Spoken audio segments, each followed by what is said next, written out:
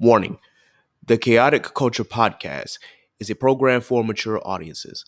The language and content presented in this podcast is of a mature nature that some audiences may not find suitable. Viewer and listener discretion is advised.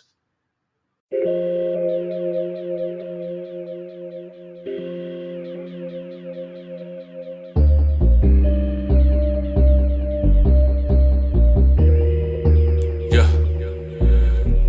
Embrace the culture, blaze the doja. Grab your loved ones and bring them closer. Extra, extra, read the poster. The KKP is taking over. Sleeping on me, better smell the Folgers. I've been razor sharp since the Motorola. Off for O, like the cover Oprah. Popping bottles, feet all in the sofa. It's a celebration, though the times is hard. It's raining blessings, give it up to God. Chaotic culture, the greatest pod. With Ked the Pro, the one in charge. But it's a celebration, times is hard. It's raining blessings, give it up to God. Chaotic culture, the greatest pod. With Ked the Pro, the one in charge.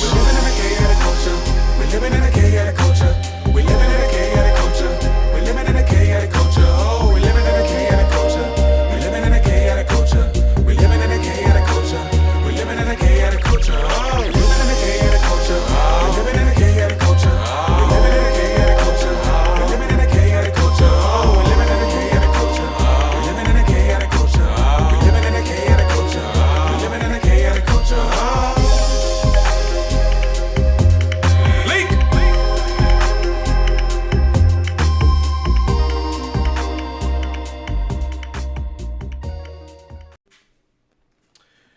Good morning, ladies and gentlemen, and welcome to another edition of the Chaotic Culture Podcast, the pod where chaos rules and black culture is embraced and elevated. This podcast will deep dive into modern black culture and how millennials and Gen Z can navigate the crazy parts: finances, music, black business highlights, home ownership, college, sports, black nerddom, all that and everything in between.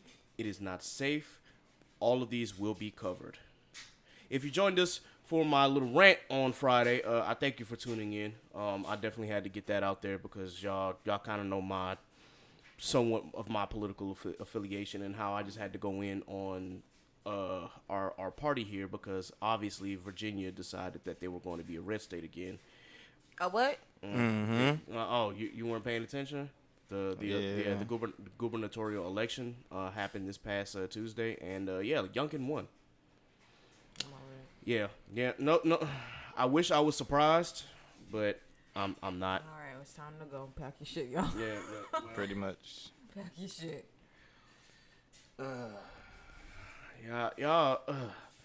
I wish I could really just say how much more I feel about it because I really want to rant again, but that's not what we're here to do today. I'm not gonna hold you. Just kind of like a brief synopsis. Like, what's the outcome now that it's back into a red state? Okay, so I'm not too keen into the governors, politics. attorney general, the governor, I believe the delegates, correct me if I'm wrong, are all Republican candidates.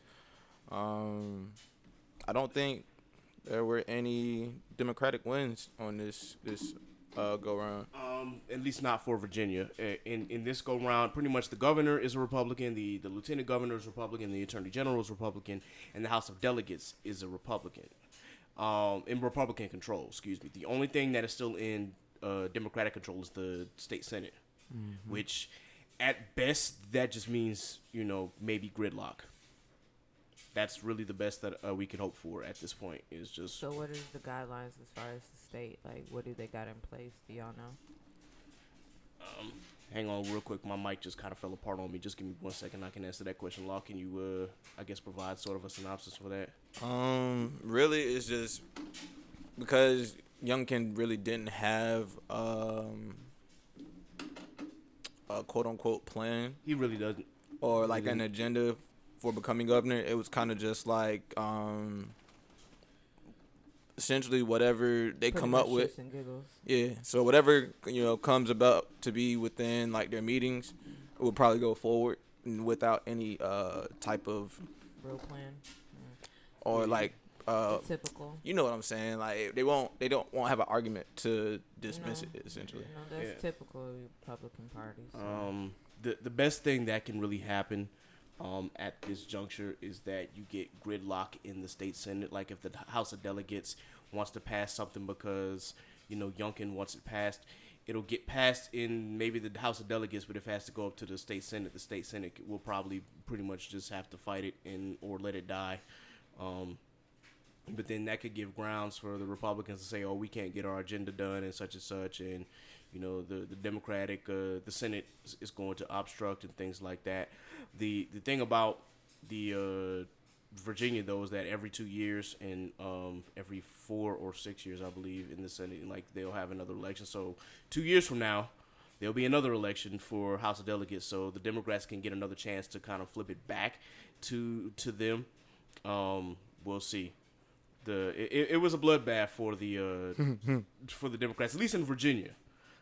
In my episode, I did say that there was some silver lining across the nation, like New Jersey, even though people were expecting, I don't know, they didn't expect the governor's race to go that close. In my opinion, I'm like, yo, that's actually good because for the first time in 44 years, they re-elected a Democratic governor. Mm-hmm. So people, instead of the whole doom and gloom situation, just you have to look at it with a grain of salt. Like, hey, this is what it is. They actually eked out a win here, so that should mean something. But y'all know how pundits are. Y'all know how political pundits are on these news stations. They'll try to spin it as if the Democrats have to do something, drastic and whatnot, which they might have to. But at the same time, the Democrats just passed the infrastructure bill for Biden, so that'll be a win for them. We'll see. We'll see how things come up within the next year for this nation. Anyway, so yeah, let's go ahead and introduce everybody here. As always, live from the 7-5, I'm the host and creator of the Chaotic Culture Podcast, your boy Ked the Pro, a.k.a. the Calculating Millennial, a.k.a. the Cutlass Diamond. Wanted because if not, don't be pushing on my buttons in my cutlass unless you couldn't. A.k.a. Panda's favorite toxic adjacent king, a.k.a. new cyber denizen of the Shadow Realm. The 843 is me, but VA is where I stay. Always chaotic, never toxic on most days. As always, I got the crew with me today, starting with my boy Law. What's going on, party people? Is Law, aka Mr. Run It Up. Run it up, run it up, run it up, run it up, run it up. Get into that crypto space. Start doing your research because it's actually been some major moves.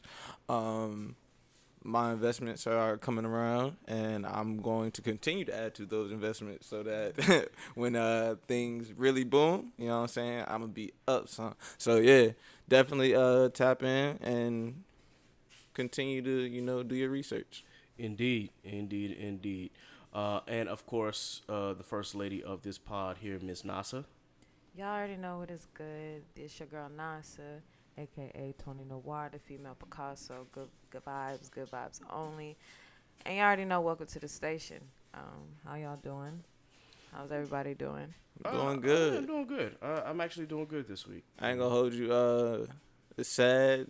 Seasonal effluent has been kicking my ass. So, like, I've been trying to, stay positive, stay motivated, but, like, it was a little bit of a rough week, to say the least. You speak on that little wave of sadness. Just kind of, you know what I'm saying? Between the weather and, we just got an hour, but, like, the weather, that extra hour of darkness now, getting dark at 6 o'clock, I was just like, yeah, I'm not really jogging this, but, I made lemonade with the lemons. So, what about you, kid? No, this week was actually all right, man.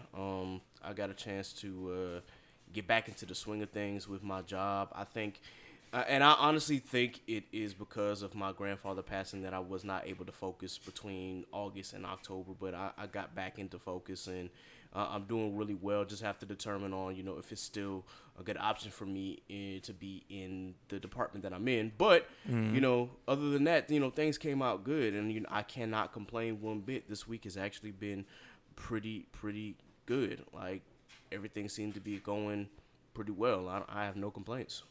I can dig it. Nasa, what's going on? I think this week has been kind of like it's been heavy for me. It's been somewhat of a heavy week for me. Still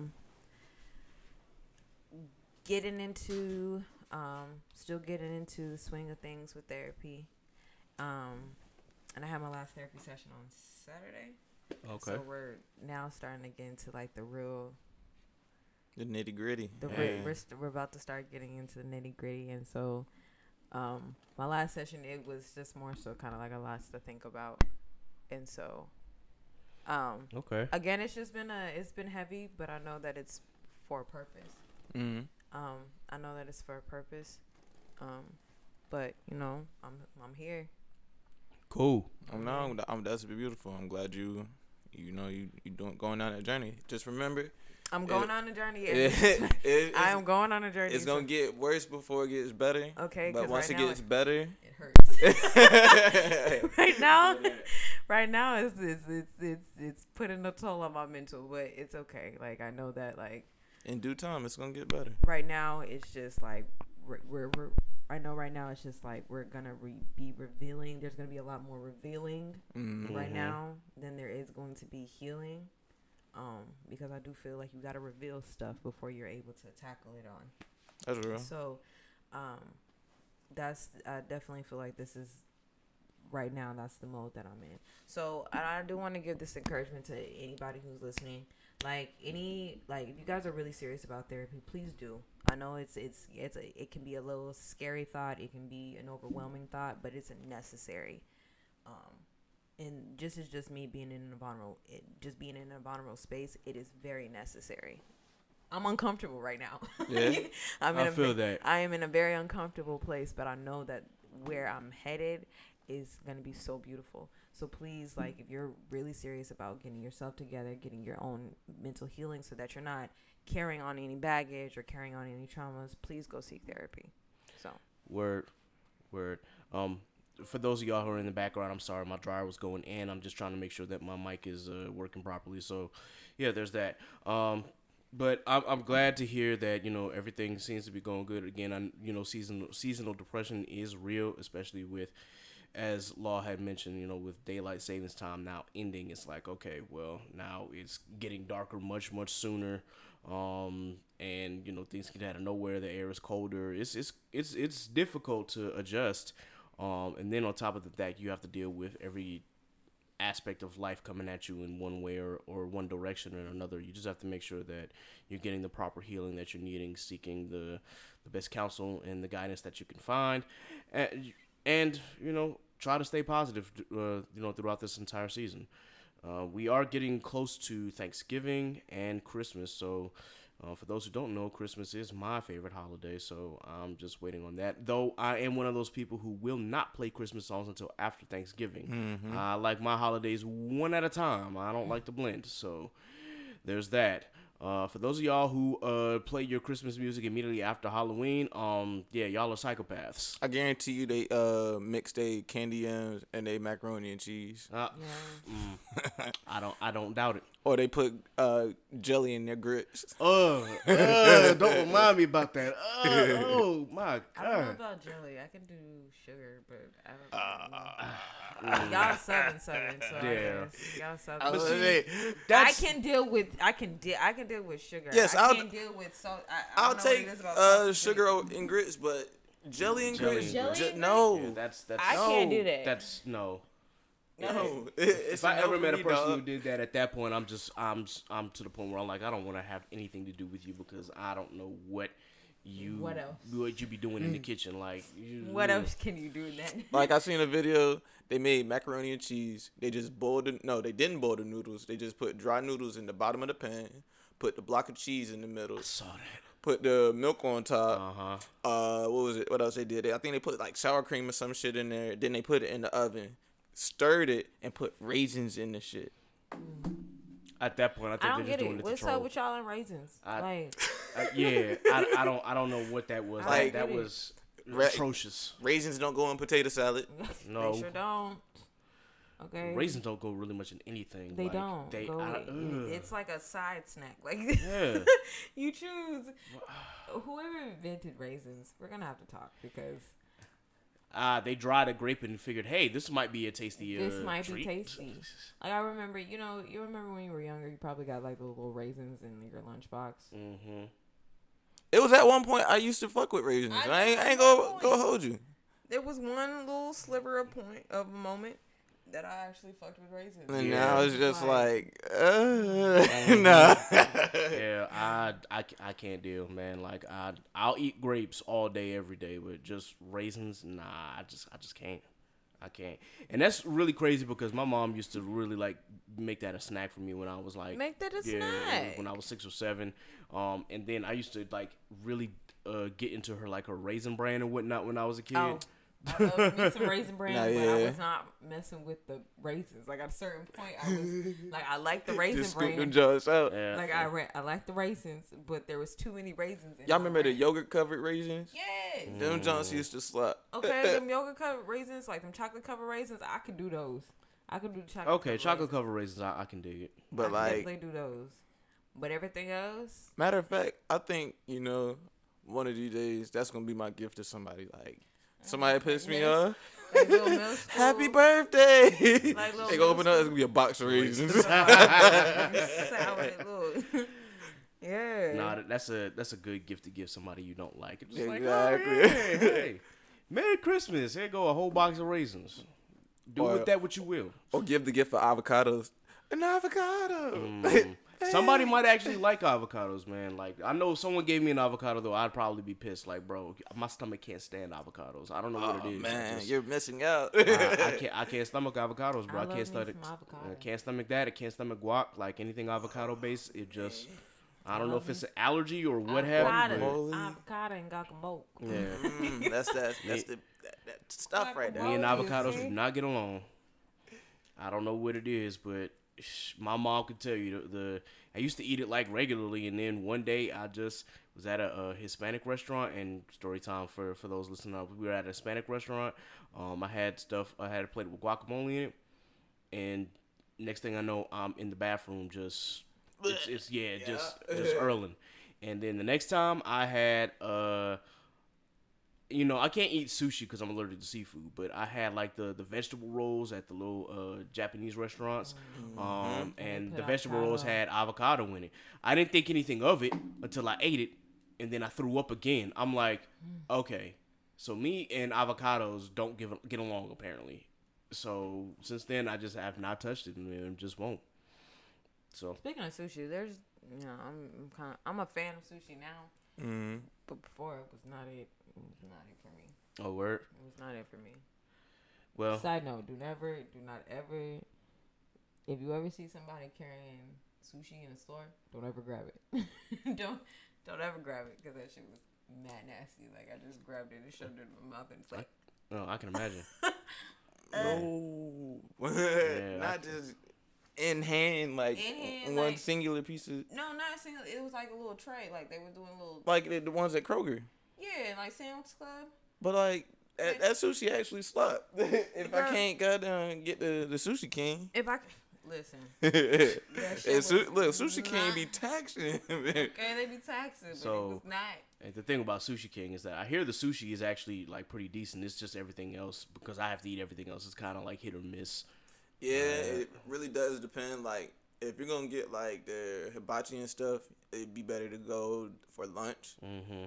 And then like if you're gonna get like their sushi for lunch don't really be all that. But like their main hitters that I guess be cooking and like rolling sushi be there for dinner. But even still, like I said, like the hibachi don't be all that at dinner time. Noted. Okay, so with that, of course, guys, before we get into the main discussion of the day, it would for us, we just got to make sure that we at least mention this before we actually deep dive. For now, to those who were not paying attention, which I'm pretty sure you were because it's all over the news, Astro World started on Friday. Now, for those who don't know who Astro World Fest is a festival that was held in Houston, Texas, and is headlined and hosted by Travis Scott. And unfortunately, this year's Astro World was something about it. I don't know, but it wasn't. I don't want to say it wasn't well put together, but that's kind of what it boils down to. During this festival, a total of 8 people, I believe, had died. And with a host of injuries from others. Yeah, just way too much stuff was happening, and some of us saw the videos in the beginning where the crowd was just bum rushing the gate, and it's like, yo, is it that serious? Is it really that serious? Y'all are putting people's lives in danger, man. Trampling over people just to get to a gate. I mean, but you got to think about it, like, in certain situations, especially with these concerts, people don't care. Like, apparently not. People, like, if it's not like I'm trying to get to the artist, I'm trying to get to the artist. Like, I told y'all, it's this whole rush to get back to normalcy. Like, and like, I feel like it really did stem. And I didn't mean to cut you off. no, you're good. Like, But like, it stems from just the fact that people are eager to have what we once had. exactly. It's just like this real rush. What's the summer festival that goes on?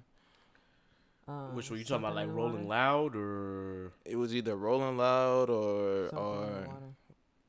Well, no, Something in the Water, that usually happened like in spring for us, but that didn't happen this year because That didn't happen, yeah. 'Cause and it's probably not gonna happen next year because Pharrell's not. yeah, Pharrell and VA Beach got a Got beef. got beef right now. got so. beef, so that's how. But I say all that to say, like, one of them summer festivals had the same thing. They just had large crowds and people passing out. Like, you got to start. I really do feel like when it comes down to these festivals, they need to do some type of check. Like, At least have like water stations. You know what I'm saying? have water stations.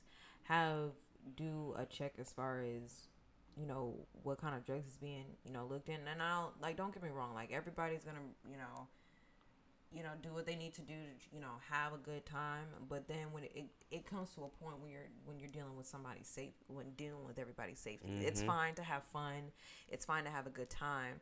But when you are doing this rambunctious type of shit that ends the lives of 8 people, like, and they don't realize, like, they really have changed what it meant to mosh. Like, to mosh. Like, to when they mosh, mosh doesn't meant mean to that kill. you like, but mosh even meant still- kill nowadays. Like, yeah, like, they turned it into that. But like, it used to legit be about just having fun, dancing. Yup. And it transitioned into people now gotta fight, people gotta rage and try to harm others. Like, no, I mean, just part to of get it, to the I stage. mean, Half of yes, everybody depending can't on nobody can get on the stage. Let's if we can be really clear, you cannot get on the stage because the artist has to perform. So what the fuck are you bum rushing it for? Like, exactly. Crazy. Yeah, the whole situation is just bad all around. I really do feel for Travis. I really do, because I know that, like, this wasn't his intentions. And before people start trying to blame him as the artist, like, you should have made sure. I'm pretty sure he made sure that there was a certain number of tickets that could be sold for a safe event. And so you do got to look at, like, the other prospects. It's like, okay, how many other tickets were resold? I don't want to fault him, but at the same time, when you see that there's an ambulance, you know, I don't know if y'all peeped the video. Yep. Of the ambulance trying to get out of the venue, and it was essentially like people again raging on top of the ambulance. Like, that's irresponsible. And if you as the artist see that, advocate to your fans to move. You know what I'm saying? That's not something that should be hard to comprehend or understand. Yeah, man. And not to come on Travis and whatnot, because I do understand as the host of the event there is going to be some culpability for him. But that being said, we all have to remember that this was in Texas, and we know how Texas is, you know, especially in the middle of a pandemic, and what their thoughts and views are. On top of that, I think with with him and the city of Houston, I think there could have been a better plan in place for this event, as well as, you know, more staffing as far as security and more staffing as far as nurses in the event of an emergency. And that's one thing that I will credit Something in the Water for when it was here back in 2019. Man, well, on top of the fact that Vibe Beach, it is what it is because we already know how cops are out there are.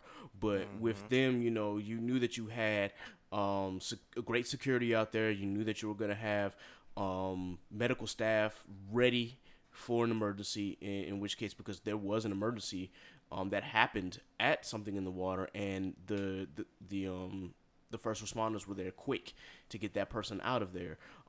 They also had water stations at Something in the Water as well. When you were not on the actual beach on the concert, like all around the city, there were water stations just ready. So that's one thing that I will give Something in the Water credit for, because they were ready for, you know, to make sure that everybody was hydrated. But yeah, the entire situation is just bad because I would hope that, you know, the city of Houston and the Houston Police Department and the emergency medical staff there could have been a better plan in place to make sure that there was a safe event, and clearly that did not happen. So my thoughts and prayers and my hearts go out to all the families that were affected by this event. You know, 8 lives were tragically lost during this event, and so many people were injured as well. So we're just hoping for the best. And to mention the sicko with the needle going around pricking people. I was literally just about to say that. Who the hell was over pricking people? Like injected people. That is really like seriously crazy. Yeah, like, that's like, foul. I don't know if y'all really remember. crazy. I think it's her name, China McClain. Yes. One of the actors was on TikTok, basically, you know, not shining light or exposing, but basically just talking about how a lot of the things and the entities within the industry are demonic and of the devil. And somebody had made a post and was basically saying that they definitely felt that way about the concert and how it was going about how it proceeded, you know. A lot of idolatry, so to speak, and it was just like, yeah, it makes sense, you know, the way folks were legit bum rushing just to get in, and I just really feel sorry for personally, I feel like my heart goes out to the ones that were literally on the stage, like saying, just stop this shit, like, yeah, because literally it sounded, from the videos that I saw, it looked like nobody was, like, the workers weren't listening, like. Literally, like 2 people got on the stage, like, y'all need to stop this the cameraman. show. Like, y'all need to stop this show. Like, he's like, I gotta get paid, and like, I get it, but at the same time, but like, nigga, people dead out there. Like, y'all need to stop the show. Right. Like, one thing that I did see from Roddy Ricch is that he said that, I guess, the net earnings that he made from the concert, he's going to donate to the families that were affected by this. So I'm hoping that other artists who were able to perform and maybe get compensated, that they will, you know, at least if they have a heart, I don't know, you know, you can do with your money what you want, but, you know, I would hope that they would have the same mindset as Roddy and make sure that those families get well taken care of, because I do know that this your fans make you. Yeah, your fans make you, and on top of that, they can also break you. Yep. Because I'm pretty sure that there's going to be some lawsuits coming one way or the other, whether it's against Travis Scott, whether it's against the whoever hosted the event under Travis, as well as maybe even the city of Houston. That's really, you could take that to the state level too. I'm saying, you could really take it to the state level. I personally feel like Travis should not be the sole person, because it is his event. I understand why he would be solely responsible for that, but I really don't think that he just was out here to, like, intentionally expecting, like, this to just to occur. Now, granted, hold yourself accountable, because this is your event, and, you know, there's a certain level of safety that you have to have that's going to be on your hands for your fans. But I would hold the people that you held responsible for security, I would hold them responsible, because it's just like, okay, I'm paying y'all to make sure that shit don't go wrong with my event. That's right. So then how the hell, why is shit going wrong with my event? So I'm going to hold y'all responsible. I'm already at the cost because this is my event. But y'all, I hired y'all to do one thing, and that was to secure this event. And nothing got secure in this event. Nothing was taken care of or done in a proper manner for this concert. Yep. Yeah, I share the same opinion as well. Like, I don't think that he's, because I know he had no intention of this to happen, and I don't think he should be solely responsible. At the same time, I know that he is gonna have to bear some responsibility for this because this is an event that he did host.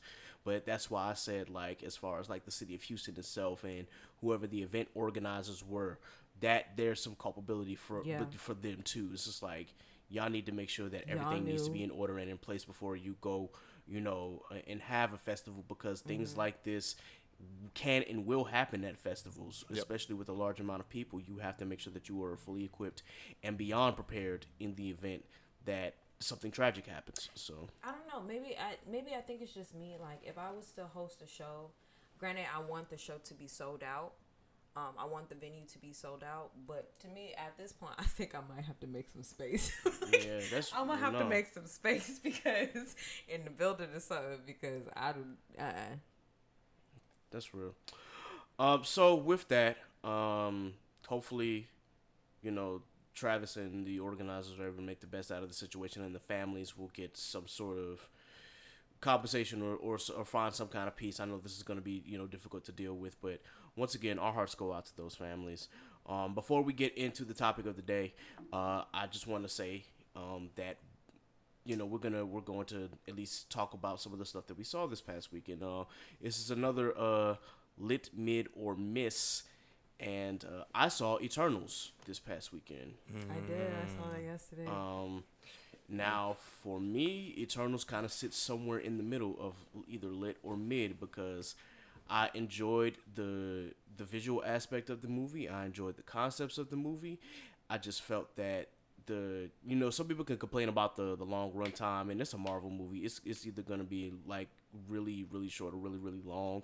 And so, what's the run time? This go around 2 hours and 12 minutes. I mean, that's not bad. It's not that bad. Well, say when you think like about a it, normal move. That's like a normal movie. Let's say Endgame was goddamn almost 3. Yeah. So yeah, it's not as long. It's not as long as Endgame, but it could get winded at time, and then some parts of the story felt a little choppy. That I guess with them going back into the past and then back into the present day and back into the past, they couldn't get every finite detail. I guess. Yeah, and on top of that, it just makes the story a bit muddied in some spots. And then the character progression between the 10 Immortals, it really wasn't a lot of character progression. Now, the chemistry between the characters was excellent. It's just that you didn't see any growth between the characters, with maybe the exception of Cersei. So that's on my list to watch this week. So definitely when you do watch it, I'll let you form your opinion. For me, I'm probably gonna say I'm gonna say 7. So I'm gonna give it the lit score, but it's that's how I feel, 7.5, somewhere around that range. I saw it yesterday, and I thought it was good. Like you said, I do feel like they're in certain areas it kind of dragged on a little bit. So it's just kind of like, okay, let's get to the next. Like, let's get to the next. But I do feel like the concept of the movie was very good. I do think that, especially the action scenes were very good. I don't know who the girl was who was playing Speedy, but that bitch was whooping ass. Okay, so you talking about the girl who's playing Makari? Yeah, who is it? I don't know who was she, but she was whooping ass up in that movie. I'm gonna find out. Now, did it have any correlation to like Endgame or like any of the series? Some. In the beginning, one of the questions is asked is, where were you guys when Thanos, was around? And so there was that. Because I'm not going to spoil the movie, but the Eternals had been around for a minute. So yeah, and I mean a minute. They'll explain it in the movie. Yeah, they'll explain. So this is giving me what's that anime where well, I mean, I guess you could say on some super shit where like the angels can't really interfere with anything that goes on type. You're not wrong. You're in the ballpark. Yeah, you know what I'm saying? So like that's what I just got from that little brief synopsis. Yeah. I think you'll enjoy the movie. I know that Rotten Tomatoes, those critics and Metacritic, they didn't really enjoy it and whatnot, but as we always say, sometimes critics don't always get it right, and then critics are looking for something specific to critique about a specific movie. So in this case, I still enjoyed the movie 100%.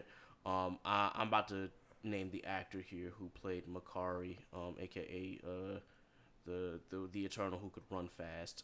Let me call see. her Speedy because she was really flying. Okay. Lauren Ridloff. Good. Okay, Lauren.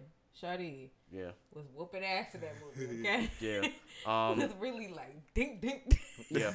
Shout out to Salma Hayek, who was Ajax. She was the original leader. Yes. Always good to see her.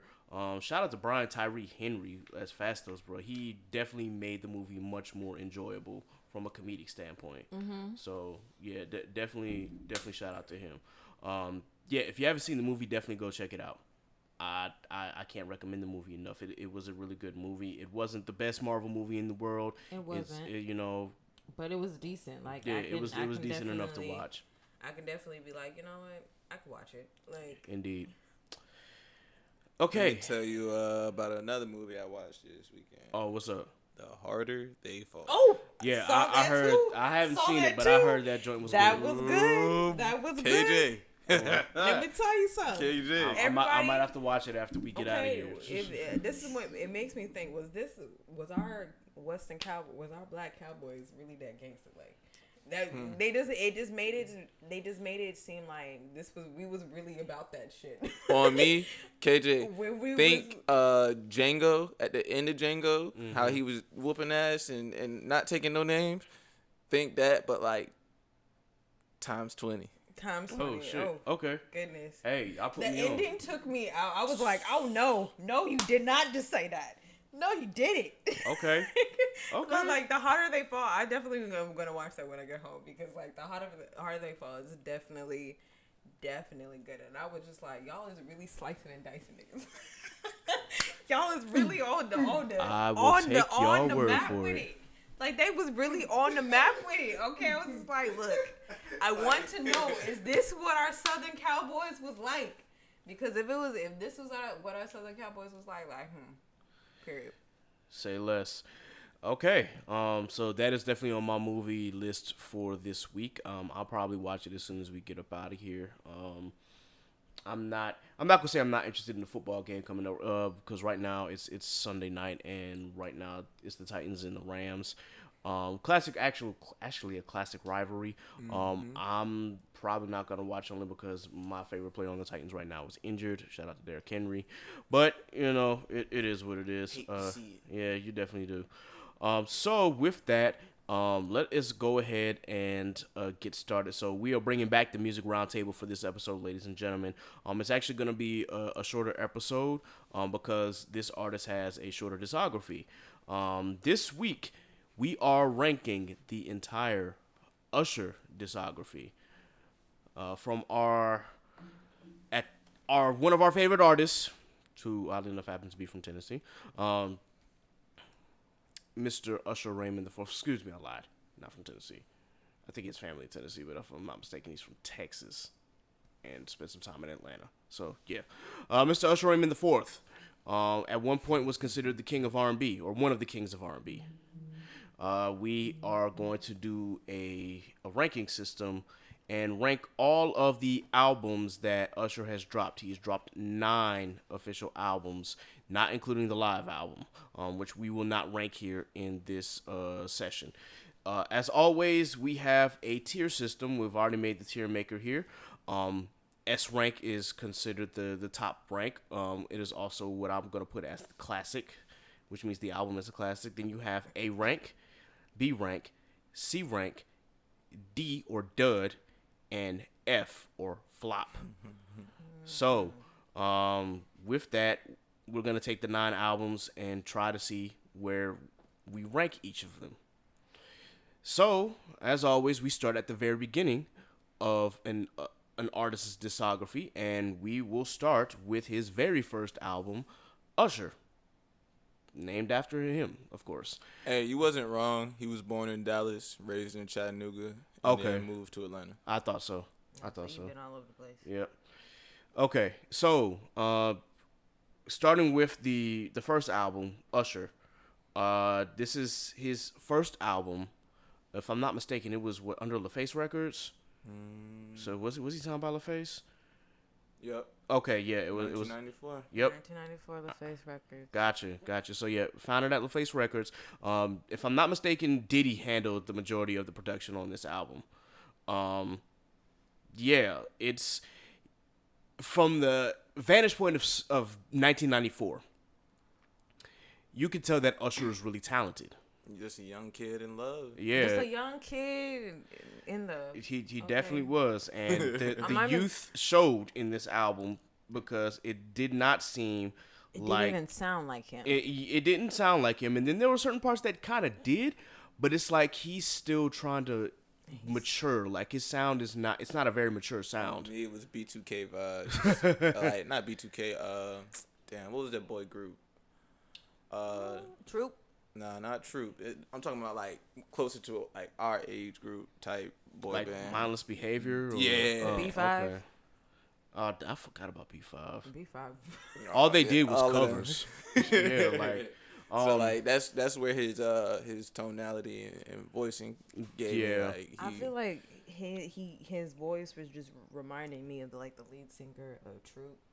I can't wait to get to school each day. Okay. Yeah, like his voice just matched that. I was like, "Are you sure this is him?" Like it sounds different. That's I can understand that. Also for me, it sounded like he was kind of afraid to kind of test his voice and test his range.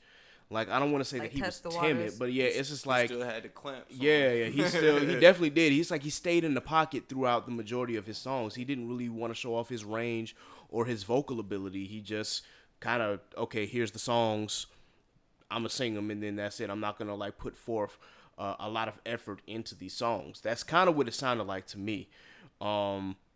But the vibe of the album was still kind of cool because it's like, okay, it is 1994. You have to imagine like all the albums that were coming out around that time. You've had TLC, that was really at the height of that. I'm trying to think of some other R&B albums that dropped in '94. You had Mary J. Blige, who was bursting onto the scene. So you're gonna have those albums that are really like they're getting more hip hop oriented, and you can see here Usher is like kind of testing the waters with this. So I'm not going to completely shit on the album.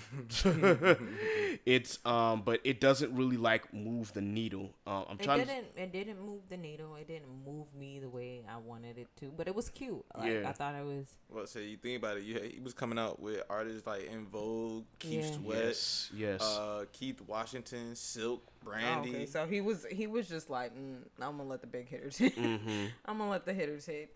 He was like, I'm just going ahead and put my little pinky toe in the water, test the water. Test the waters. You know what I'm This that definitely was like a test the waters type of album. Because when he came around to, all right, well, I guess we should rank it first. But when he came around to his sophomore album, you could tell that he kind of matured a little bit. So just to get on his first album, let's see.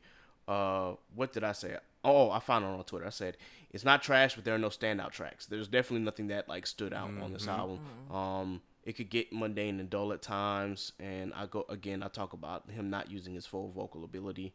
And there's not really anything unique about it production-wise either. It just kind of fell into the pocket of, the R&B that's popular during this time. It doesn't really captivate us. I'm trying to think of there was one song I believe that I really liked on this album, and I want to see if I can find it. Dang,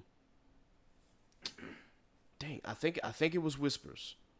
I think Whispers was the only one, and it wasn't even one of the lead singles, but Whispers was the one that I kind of liked off that entire That one?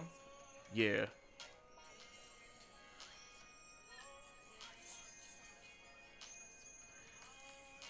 I'm not gonna hold you. I don't remember which song it would probably be.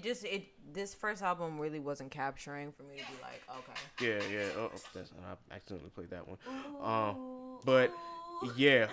So as far as our ranking it, this is kind of like C- D area.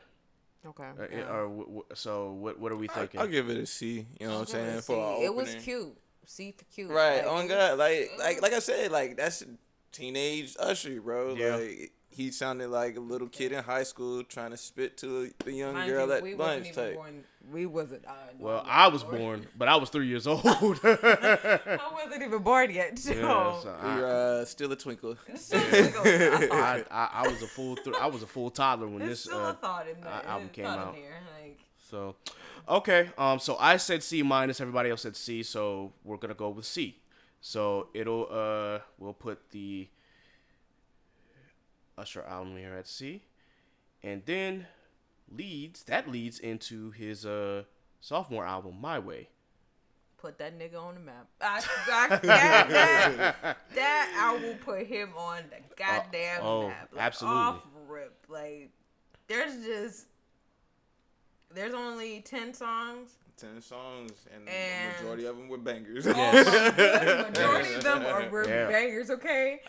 I'm sorry when you were asking me, like, if I was getting through these albums, I had to keep My Way on repeat. I had to keep My Way on repeat for a little bit. It threw me off because I was listening to it through Tidal, and I think they have a compilation of straight remixes of My Way.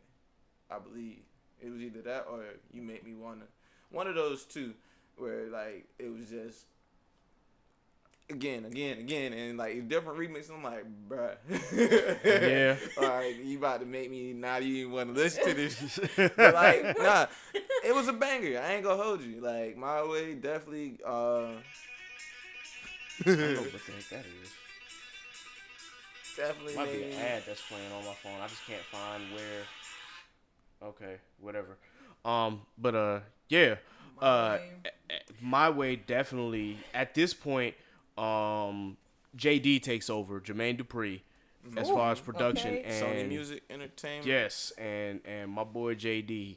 He did his goddamn thing. he made 'Cause let me sure tell that you this something. was where it needs to be. I was listening to this with my younger brother, and he was just like, "Okay, what's this?"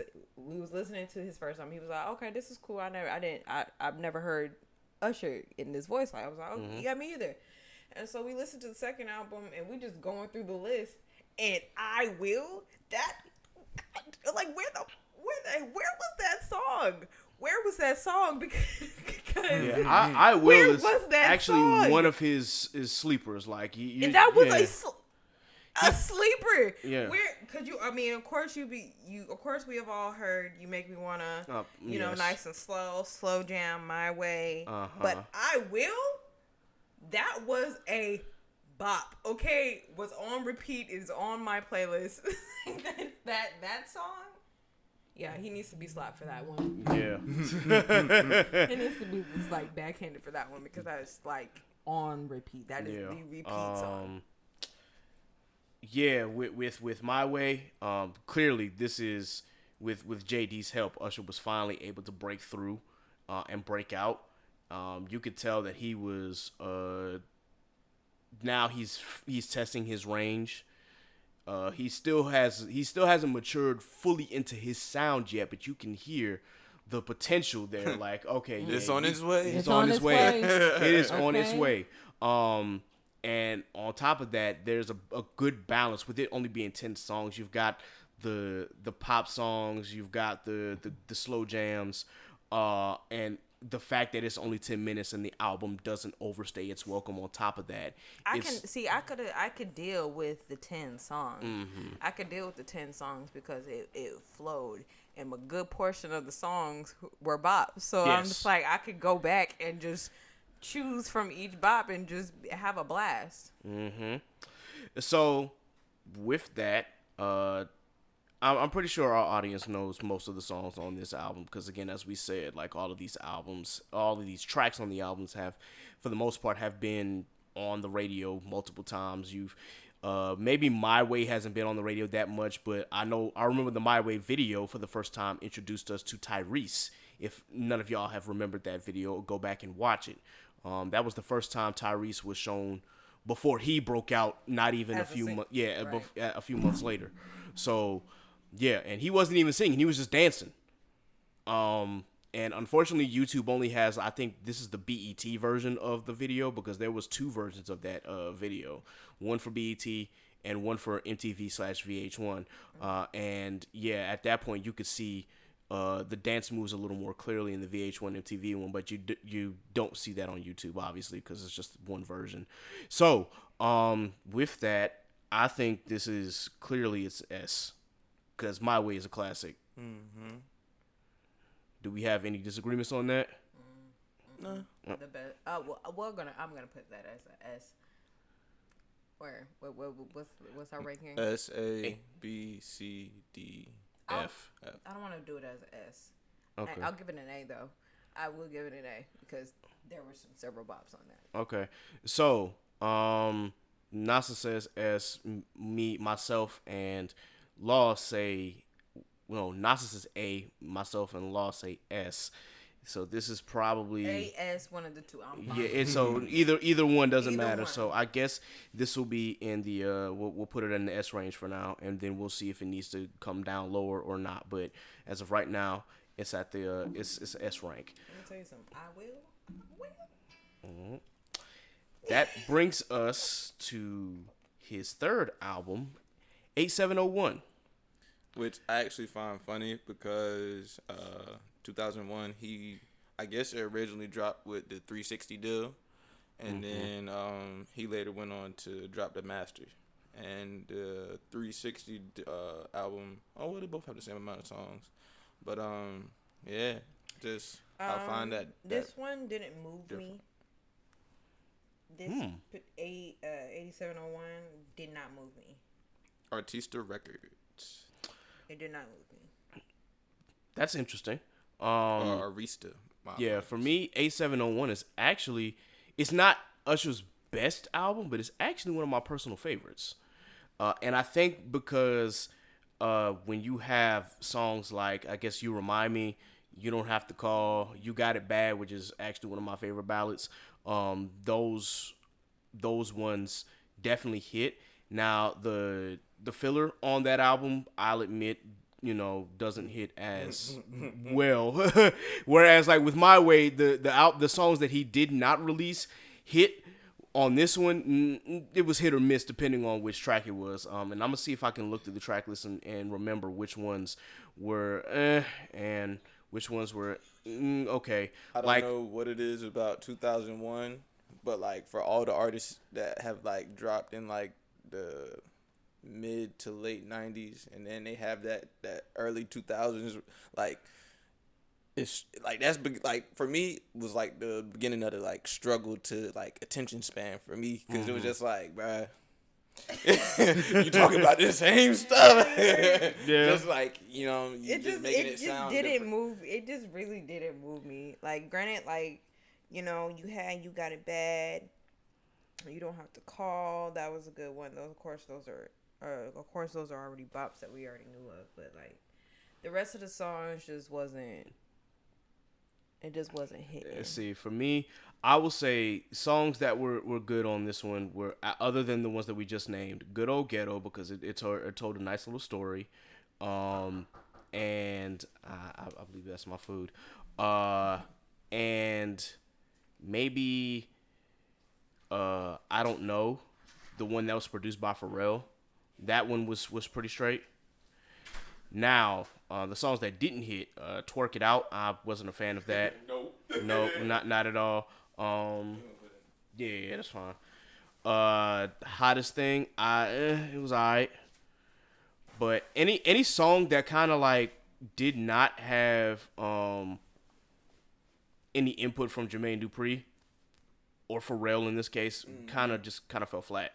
Hey, you notice that he never explicitly spelled out Y-O-U? It was always you, which I thought was a good little play on. Yeah, play on words, and I enjoyed that part. It's like, okay, he taking some I guess I don't want to say some liberties, but yeah, he's playing around with the album. Like every time there's you in there, it's always just the letter U. It's never spelled out. So it's like Usher, Remind Me. I don't what was it? Usher Got It Bad. Mm-hmm. I Can't Let Usher Go. Usher Don't Have to Call. Without Usher, can't Usher help me? Usher turn. Usher Raymond, the one. Like, come on. Like, I just found that funny. Yeah. All right. Well, with that, I'm going to say, but because the misses are misses, but because the hits are hits, I'm gonna say A. I'm gonna give it a B plus. I'll give it a B. Okay. So that probably means since I got overruled on that, since I said A, the other two said B, so A701 is gonna fall into B territory. Like I said, it's not a bad album, It really but wasn't bad. like I It said, just wasn't. it hits that 01 mark and it's just like, what I hear you. Okay. So we'll put it at like the high B here. If we have any other B's, we'll keep that in the front. And that leads us to Confessions. Lord have mercy. I don't know. Confessions was my album. I don't know because there was just several.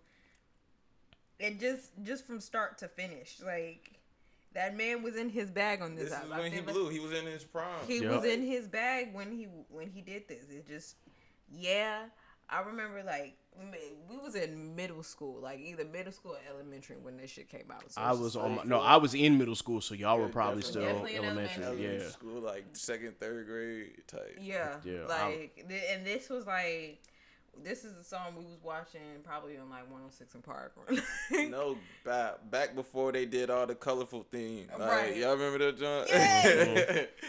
Yeah, when AJ and Free were actually AJ and goddamn before Jaleesa and Big Tigger took over, and then before what are the host name? Dang, Roxy and Terrence J. Yeah, before they took long before they took over, but yeah.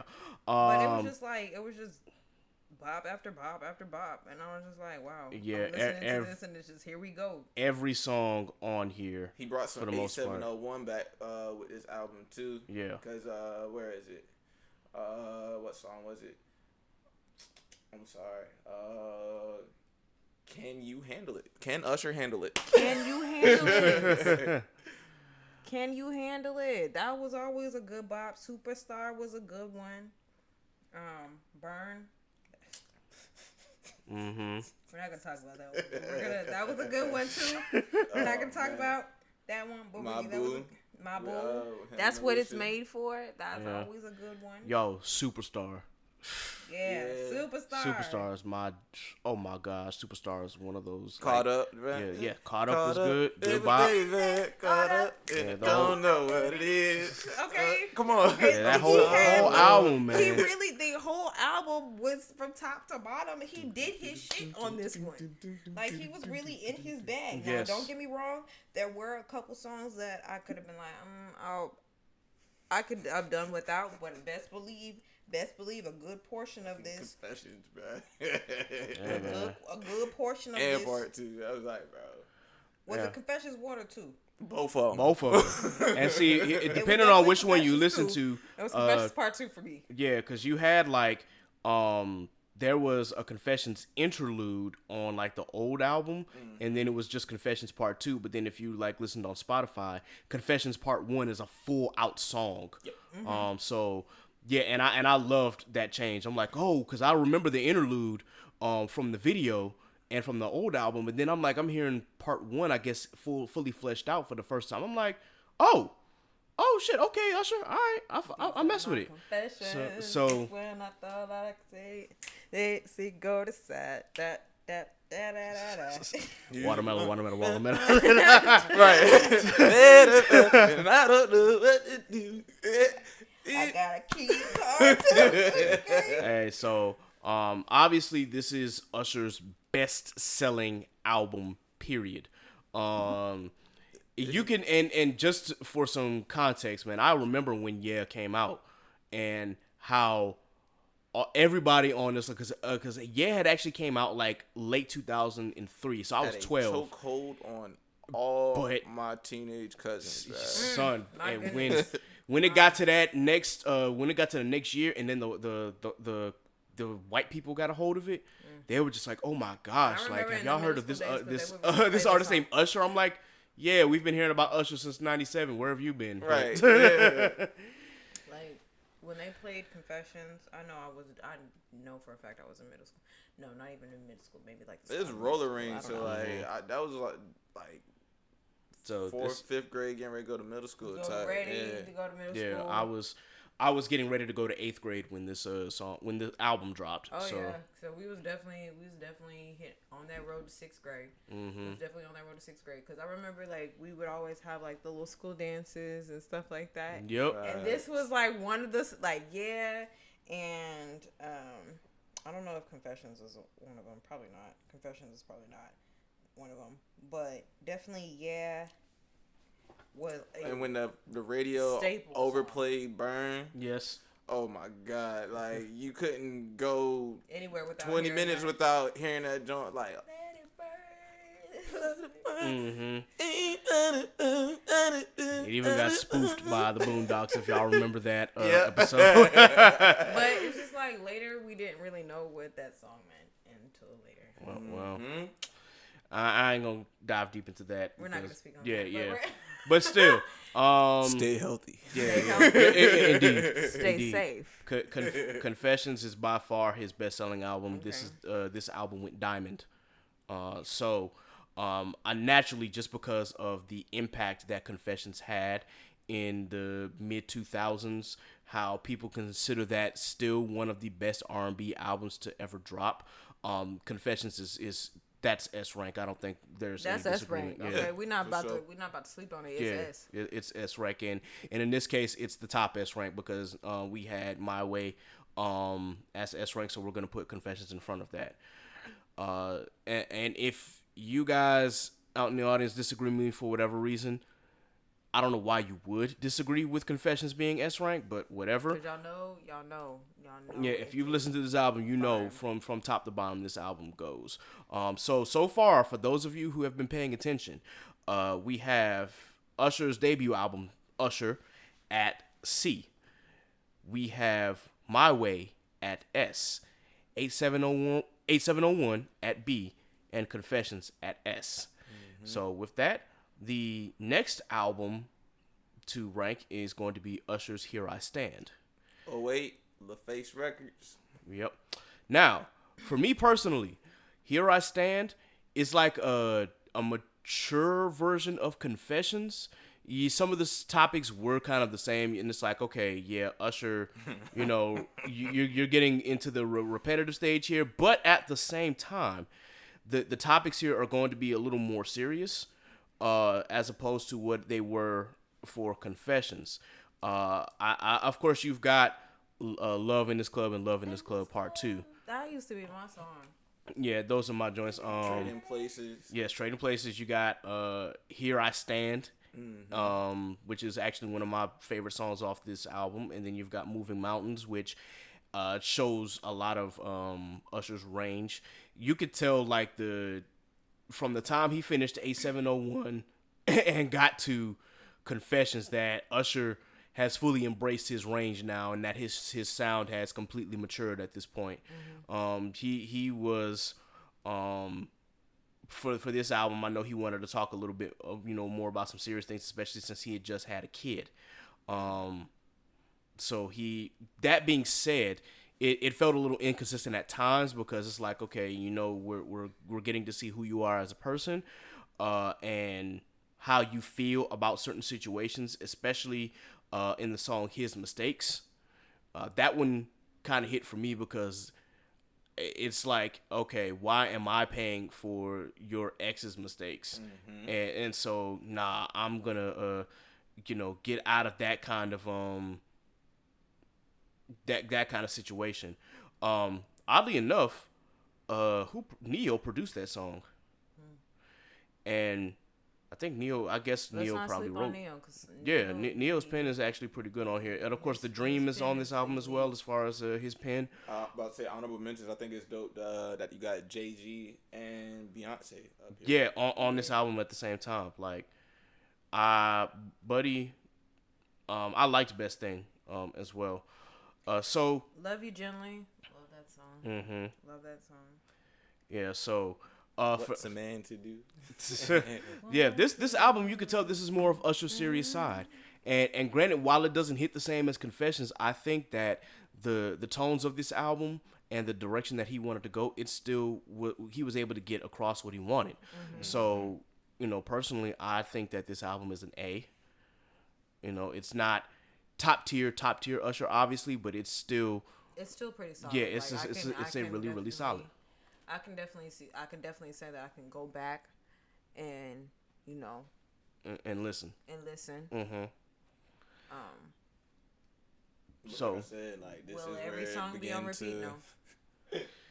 No. This is where it began to become repetitive. Very Yeah. tedious. But I still will give it an A. Are we in disagreements here, Law, or No. okay? All right. So here I stand. We'll get the A rank. Oh boy. And now this is where things get interesting. So we've covered 5 of Usher's albums. One of them was cute, and then 4 of them were top tier. So now we get into Raymond versus Raymond. Now I don't know what made Usher decide that he wanted to like start getting and dipping his toe into the EDM, but for whatever reason, that's what it is. With Raymond versus Raymond, obviously there's still some hits with this album. Songs. Was it 1 through Raymond 5. versus Raymond, or was it when he got to Looking for Myself? That No, Looking for Myself. We'll get to that. That's like almost completely EDM. Yeah, I'm just saying this is where he was starting to experiment. Testing. Yeah. So with Raymond versus Raymond, I will say, of course, Hey Daddy. I kind of like that song. Oh My God was one of those songs that just got overplayed. I liked it. My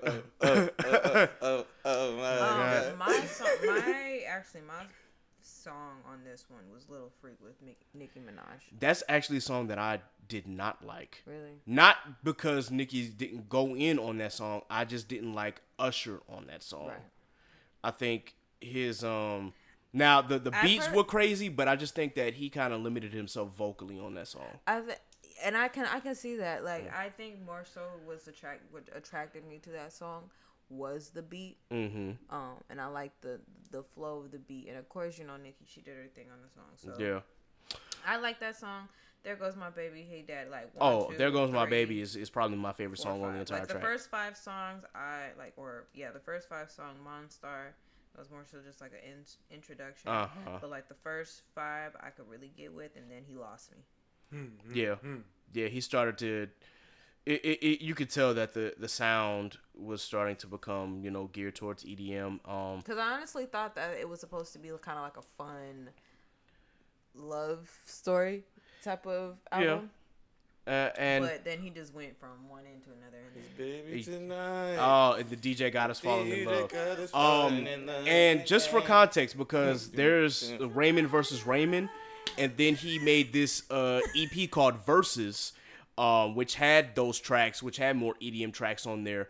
But then, like on Spotify, what they did was give us the deluxe edition, which is Raymond versus Raymond, and included the tracks that were on Versus on there. So that's why it made the album longer than it was intended. Like the original album, had we probably not heard the extended version, it probably would have gotten a higher grade. But because the extended version was included in the one that we listened to, obviously it brought the quality of the album down, because there were still some tracks that hit, but there were just too many tracks that just did not captivate our attention, and as well as the EDM. So I'm about to say, by the time I got to like the 11th song, I was just like, which is so many girls like, bro, you're basically putting yourself in your own rabbit hole. yeah. At this point, because we're like, okay, dude, we can't differentiate, reality versus fiction. And then in some cases, in some people's albums, that's fine. But then when you're Usher and you've been in the game since '94, at this point you're 16 years in, and it's like, this album was, I guess, I don't know. Kicking. For me, it's not a dud by any stretch, because the hits pretty much are carrying this album. The ones that he put on the radio were the right tracks. Like we said, DJ Got Us Falling in Love, Oh My God, There Goes My Baby, and Hey Daddy pretty much are the ones lifting this album up pretty much on his shoulders and keeping it from being a complete mess. So this is say, and I forgot to mention, this is 2010. Yes. LaFace Records, a unit of Sony Music Entertainment. So he, I guess that's where the merging of the two came. Yeah, because LaFace had pretty much they were about to be out of business, and they, Sony picked them up. So, with this album, Raymond versus Raymond. I'm sorry, I'm gonna have to give it a C minus. If that. I was going to say this is probably either B minus or C range, but this is probably C range. I'm gonna give it it's 22 songs. Out of 22, I only really listened to about 8, and that's a stretch. I mean, don't get me wrong. I got through the project, so I got through it. I mean, I got through it, but like I said, what I actually listened to, what I actually was in tune with, I definitely would give this a C. So it looks like Raymond versus Raymond is falling into C range, which all right, cool. So we got 3 albums left. For the audience that's listening, of course, just to go back over it again, we have his debut album, Usher, which was a C. We have My Way, which is S rank. We have 8701, which we said was B. We have Confessions, that is S rank. And we have Here I Stand, which is A. And now Raymond versus Raymond, which is C. And now there's Looking for Myself. And before we make that switch, the songs that had multiple remixes were DJ Got Us Falling in Love Again and OMG. He did something with Pitbull, and they just did a bunch of remixes. Yep. And then OMG, he had different artists where, like you said, I don't know how I feel about one song being remixed that many times. 11 times. hey, that's. And like when I was doing my original listening, like I was hitting each album, and I got stuck in those remixes. And I'm just like, all right, cool. And then I heard it again. I was like, all right, like maybe I'm like in an album. And then I heard it the third, and I was like, all right, what's going on? And this is why I stayed away from them remixed albums. I'm like, no, y'all ain't about to catch me in this. I felt like I was in a stupid loop. I was just like, bro. So, now we have Looking for Myself, and Full Usher EDM. has officially immersed himself into EDM. I implore the creativity. Yeah. No. No. Oh my God, no. With this album, I think the only one that I liked was Climax. I really think that was the only one that I could stomach. I'm trying to think if there might have been anything else on that album that might have. Let Me See with Rick Ross. That was. Oh yeah, dang! I almost forgot about Let Me See. So yeah, I like that one too. I like Let Me See and Climax, but other than that, you lost me, son. You lost me, bro. And yeah, Let Me See. I don't know how I missed that one, but I just couldn't get. Dive was tough. Huh? Let me take that dive. Yeah. Dive was cool. So it was okay. It was okay, but just like after a certain, I think I got to Looking for Myself, and I was just like, "Yep, I can't even continue which this." is crazy because, while this is probably gonna be one of our least favorite albums, the critics loved it, or at least they tolerated it, because all I'm seeing across the board was like 4 stars, 4 stars, 3.5, 4 stars. YT. Yeah. You make an excellent point. I definitely feel like this album was definitely more appealing to the YT. Yes, for our Caucasian audience, this is what I'm feeling. 2012 RCA Records. It just was so poppy. It was just so, almost emo at sometimes. It's a pop album, like by every stretch of the imagination. And don't get me wrong, I like pop music, but this, I wasn't expecting. This ain't it, bro. Yeah, it I wasn't wasn't expecting, because you saw like a huge shift from like. How y'all feel about Twisted? I don't know if that hold on. No. Oh, okay, yeah. It gave me very like nerd. Yeah, it gives you nerd vibes. And Pharrell did he was featured and he produced that song. So, Twisted was okay. It's not like it didn't capture my attention that much, but I did, it's not a bad song. So I think Looking for Myself is probably, it's not a flop. It's gonna probably be a dud here. So we'll keep it at the D range. We got any disagreements on that? Okay, so yeah, I think the ones that we like Climax and Let Me See and Dive, kept this album from completely falling apart. And when I got to the end and heard that shit with A$AP Rocky, Hot Thing, I was just like, nope. no, absolutely not. Turned it right off. Yep. All right, so we got 2 albums left. Hard to Love. It was hard to listen. So here's my take on Hard to Love. It's better than it's better than Looking for Myself. It's better than Looking for Myself. And for me, Hard to Love was actually an easier listen. I could have listened to it. I think partially because he decided to transition out of EDM and get back to more R&B tracks. There's not a whole lot of ballads on this still, but I think the album was easily digestible as opposed to Looking for Myself. With Hard to Love, the first time that I listened to it, I didn't enjoy it. This is when it first came out back in 2016. I was 25 years old. This wasn't Usher to me, and that's probably because I hadn't extensively listened to Raymond versus Raymond or to Looking for Myself at the time. I was used to Here I Stand and Confessions Usher.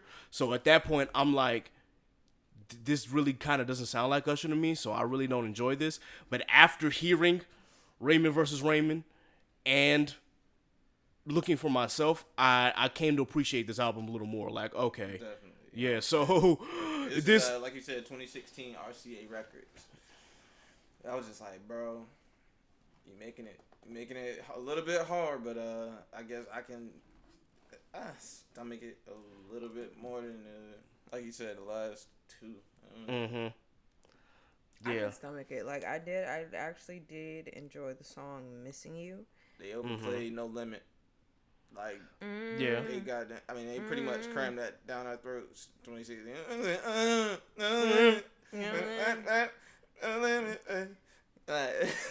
Yeah, they definitely was it Rivals. I think I like Rivals. I like the Future feature there. Yeah, I definitely did like the Future bump. I could do a bump, and I also like Missing You. But I feel like Missing You was good. I feel like Missing You. I feel like it was more so the beat than the actual lyrics. Yeah, that's right. And then the last song I could not get with. So. Champion.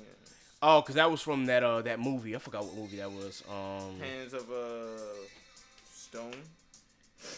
Okay. Hands of Stone. Yeah. That wasn't. Yeah, I really wasn't a fan of that. I'm trying to think if this. I'm trying to remember if I liked Crash when I first heard it. Oh. I could get with that. Like. Yeah. I was okay with Crash. Let's see. The other thing about this album is that it's not that long either. Yeah. This album was not as long as those other 2. So I will give the album some credit for that as well. Like this one didn't overstay its welcome either. I'll give it a C. So I will give him a good C because it was doable. It's decent. It was cute. Mm-hmm. It was cute. Yeah, so I think this one falls into the C category. I was gonna say like B-, but that's kind of where it is. Kind of pushing. It gets to C. Yeah. Okay. Now here's the thing. As far as C's, we already said it was better than Raymond versus. Is it better than Raymond versus Raymond? Absolutely. Okay. Now is it better than his first album? For sure. Okay. For sure. So wait. No. Like again, we gotta take 2016 to 97. 94. Well, yeah, Yeah. my bad. I 94. I 94 I to personally think that his '94 album would have been better Then Hard to Love. than Hard to Love. yeah, I definitely listen to Usher over Over Hard to Love. Patat Team. Okay. All right. Let's just be quite frank. I would still listen to his older albums. Confessions and My Way is just it's Well, up. yeah, obviously. It's up. Okay? Obviously. So with that, just to be sure that we have the rankings in order here, we've got Confessions as the number 1 album. Then there's My Way. Then there's Here I Stand as A rank, as the sole A rank. Then you have 8701 as B rank. The C rank, we have his debut album, Hard to Love, Raymond versus Raymond. In the D rank, we have Looking for Myself. And then there's A. I'm already putting that at flop, like, for the 30 Shout out minutes. Zaytoven. Yeah, yeah. Zaytoven on the beat, like Zaytoven I'ma say really, something yeah. nice. The production was cool. The production was cool. but I just- Usher, man. at this point, I guess he was just doing this one for fun. This might have been just for shits and giggles. Like, man, you know what? Let's just make an album called A, and he let's did just that shit me. for the A. Yeah. That's I will really like. what it was. I'm not even gonna hold you. Stay at Home, featuring Future. I like the song, but I like Future's verse. Like, Yeah, Future carried like that I like song. the verse that Fu- Future had on it. Future carried. Yeah. I don't know. Yeah, Usher's getting into that the triplet. He's getting into that feel now, which I guess you could tell he was sort of kind of getting into it with No Limit. But It's just like now it's like with hard to love. It's just like But with certain. if we being honest, certain lyrics, and No it's just- Limit, Thugger carried that shit. yes, he did. He So, definitely like, did. I'm really concerned. Like Usher carried. He was good at carrying songs. Like he was Yeah. good at it. What happened? I don't know. Honestly, I don't know. Shit happened. Got hit up in the news. Yeah, He got hit up in the news, and it was just like, yeah. Usher, I don't know. We ain't It heard seems a like good song after from him since. after Here I Stand, things coming out about Usher started to just get like, huh? You know, honestly, I'm gonna say, after the whole issue with, I think after the whole thing with Chili, people started like scratching their heads about Usher, but that still didn't stop him from making great albums. No, I think once people started shaking their hands was when that. Let it burn. Let it burn, baby, let it burn. Okay. But I don't think people really made the connection until. Press conference, and we all saw the press conference. Well, yeah, years later, it's We all like, saw the oh, press conference. so that's This what nigga Let It trying Burn to meant. deny saying- Okay. He said, "I ain't never." Well, I think we've pretty much covered all of Usher's albums, and as we said, this was going to be pretty quick since there were only 9 Can I projects. read So the review real quick? yeah, go It ahead. says, while working on the follow-up to Hard to Love, Usher and keyboard specialist producer Zaytoven got into a zone that rapidly developed into this intermediary surprise release. Written and recorded over the course of a week and issued with a title and tribute to the duo's native Atlanta, the weekend of the former's 40th... Oh, wait. Run it back. The weekend of the former's 40th birthday. That is- Yeah. Usher was 40 when he dropped this. Wow. Having previously worked with another on Papers, which in 2009 topped the hip R&B and hip hop chart, Usher and Zaytoven resumed with a short seek of sleek, low-profile groove and ballads.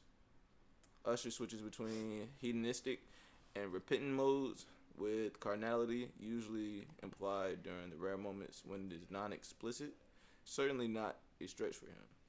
Relationship recovery revisited on the subtly dazzling You Decide and aching Say What You Want, 2 songs with a co-writing credit for gospel artist and pastor Dietrich Haddon. Wow. It's still his strongest suit. For all its drama, the album also contains 2 of Usher's lightest numbers, Birthday, A Ladies' Night Strip Club Anthem, Stand Birthday. and Gift Shop. The set's most valiant attempt to appealing to listeners half the singer's age. So yeah, Yeah. you old, bruh. 40-year-old trying to appeal to 20-year-olds. Yeah, it doesn't work anymore. You gotta let it go. Nah, which is why I appreciated some of the tracks that he dropped after that during the pandemic era. Of course, you've got Bad Habits and what was that other one that he did with the with LMI or LMA? Waste My Time, I think. I liked those 2 tracks, and I was thinking, okay, maybe Usher's about to drop another album. He hasn't dropped one yet, but yeah. Yeah, so we have now completed the list here. So just to go over everything. S rank, Confessions, My Way. A rank, Here I Stand. B rank, A701. I still want to give that one an A, but I'll go with y'all on that one. C rank, Usher, Hard to Love, Raymond versus Raymond. Dud, Looking for Myself. Flop, A. Are we all in agreement? Yes. Okay. How do y'all feel about R&B artists making songs in a week? Because that's essentially what he did. Like, that was like a birthday weekend turn up, I'm going to record type situation. I don't agree. I don't agree. I think it's cool to do that, and I guess had he released A as like a mixtape, I probably would have been like, okay, he was just doing something for fun. He just wanted to release it to the fans just for the hell of it. The fact that it's an entire album, that's what bothered me. Because it's just like, bro, you should put more effort into it, especially because all of his other albums, he's at least put a year or more's worth of work into those albums. Whereas kind of with this one, it's just, I can't understand that. I'm sorry. I don't understand the whole like process. For rappers, For rappers, that's one it's thing. Different. Yeah. It's different for rappers because it's just like the lyrics is just constant. But I feel like for an R&B artist, but like that was low key a workout for Zaytoven. Like I'm gonna say from my perspective, because like, you know, as a producer, you want to be multifaceted. You don't want to just be stuck under one umbrella. So, you know, being able to go and record with Usher, that give you, you know, some more spotlight, but it's still like, all right. Yeah. Rushed. Yeah. So with that, guys, we have completed the rankings of Usher's discography. The next time that we do this here, we'll probably have a couple of guests joining us, because the next artist that we have to do, as voted by you on Twitter, is Weezy F Baby. I'm here for it. So Go ahead. So we're just doing albums. we're just doing albums this time around. Mixtapes, God. that's it. That has to be an entirely separate This episode. is going got to be like- a lot because 40 that nigga mixtapes. said- I'm saying. Okay. Mixtapes. Mixtapes. And and I was like, and then with mixtapes, we have to choose like his biggest ones, because I know the boy got mixtapes out the ass. Wayne, So- and the crazy part about it, it's all literally off the dome. He just raps and like. And that's what I can respect about that nigga, because he don't write. Like, that nigga just be off the dome, and it's a hit after hit every single time. Well, Every single yep, time. yep. So Okay, well, I'm excited about this because, oh my God. All right, Yeah. so how many? Oh, so what are we starting with? we go all the way back to the beginning. To the block is hot. The block is For the hot. 99s and the 2000s. Yeah. I've already, to be frank, I've already started, because I knew that it was gonna take some work. So I'm already at I'm Not a Human Being. I'm already here for. So yeah, y'all. When y'all by the time we do this here for again, the Carter 3, the Carter 2, the Carter. yeah, All the Carters. yeah. Carters. President Carter. Yeah, that was my Carter. We should be gorillas in suits. this is going to be entertaining as hell. Especially Carter 4. Yeah, we'll bring in 2 guests, hopefully, and hopefully by the time we do this episode, it'll probably be sometime around, I'm gonna say December, because I think that's when I'll be able to at least finish. And I took a break, right around I'm Not a Human Being, just so I could get a chance to, you know, wind down a little bit and listen to some newer music that's out there. You got a lot of niggas. So- Let me tell you something. I'm Not a Human Being. That was a good album. Yeah, That was a good album. I'm telling so- you, like, And then he pulled out the motherfucking Carter 4. Listen. Okay, the intro with him and Tech Nine, rip, because he also had Andre in that bitch. Hey, look, because I'm going to re-listen to I'm gonna get back to my re-listen of the Carter 4, but to me, one of his best intros has to be on the Carter 2. Like, he just decided, yo, I'm just gonna go in and bruh. he went stupid, and then that's when I knew, like, yo, okay, Wayne is he's coming into his own here, bro. Because the mob, yeah. All right, so we're gonna go ahead and wrap up. Before we do, I just want to make sure that we've cleared the room here. If there are any black businesses that you guys want to highlight, or any black podcasts that you want to highlight. Shout out Anime After Dark. Yeah. Yes. Anime, Worst Gen. You know what I'm saying? It's all love. I would just leave it. It's all love. But yeah, that was legit though. Wow. I'm sorry, I got captivated by football, and that was just dumb, dude. But okay. It was. Yeah. Interception in the end zone. Bro. Yeah. If you guys have not been, please go make y'all ways down to the Juicing Life Bar. It's located in Newport News. Okay. All black, vegan, black owned restaurant, and the best smoothies you can ask for. Literally, they make their own juices, make their own water. Surprisingly, they make their own alkaline water. And it's delicious, absolutely refreshing, crisp. Duly noted. Refreshing, crisp. So like, definitely go check it out. Okay. Okay. Law already shouted out and the Anime After Dark community. So with that, I'm just gonna add My Check Wifey to that. Yeah. Check out Analytical too. Yes, definitely check them out. Analytical, where things get critical. Shout out to Studio Maho. My boy Pat actually just hit me up on the other page. He was like, yeah, I definitely want to be on an episode. So we're going to get Studio Maho in. I'm going to have to catch up to, I ordered a copy of God Punch, and for whatever reason, I didn't get my copy, so I don't know if it got sent to my old apartment, but regardless, I'm going to support him again. I'm going to get a copy of the God Punch, and if you haven't read God Punch yet, definitely check it out. It's on one of those apps. I want to say, I can't remember which app it was on, because I'm trying to think off the top of my head, but still, support black mangakas. So definitely support him. Shout out to Concept Moon and Strange Keiths. Support them too. Their Kickstarter just got up as well. Shout out to Truth and Transparency podcast. I definitely got to get an episode with Malcolm in here. Big shout out, and I don't know if they listen to this, but big shout out to Let's Talk Bro, because they had an episode that kind of broke down how men should feel comfortable in their sexuality. So definitely shout out to them. And I'm trying to think if there's anything else that I could think of. Brutal Honesty with K. Renee, of course.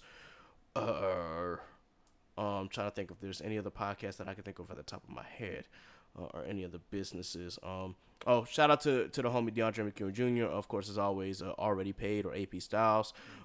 Definitely going to continue working with them. We were supposed to meet, but things happen and band happened, so we'll get back into talking and having some discussions.